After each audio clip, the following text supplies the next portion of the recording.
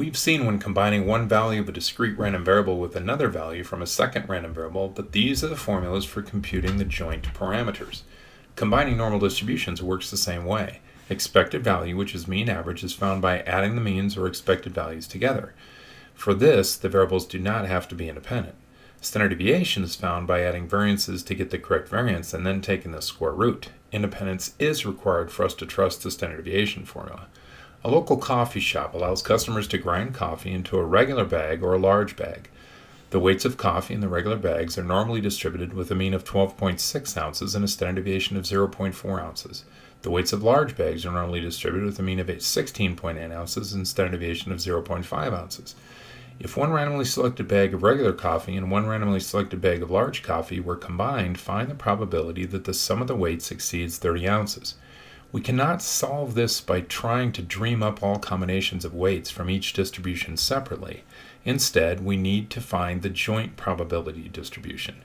We merely calculate the joint distribution, shape, center, and spread, by realizing that since both random variables were normal, then the sum of the weights will also have a normal distribution. That's our shape.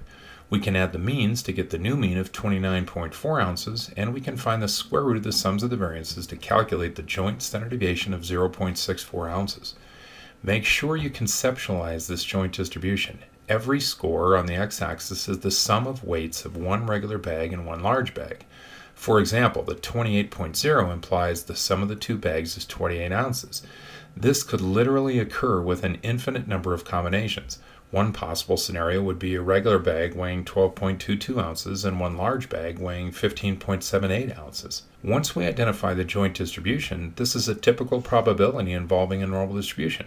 We show the work by showing that we are calculating the probability of getting a z-score associated with any weight above 30 ounces, and then we use the t-table or the normal CDF on the calculator to determine the probability to be 0.174.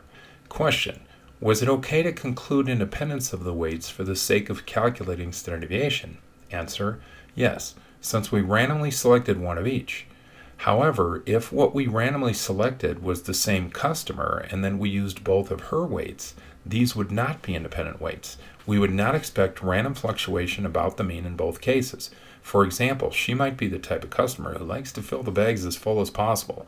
Knowing she has a weight with a high z-score of regular bag weights increases the chances that she will do the same for a large bag. These then would be dependent variables, therefore we cannot trust our standard deviation formula to produce the correct standard deviation.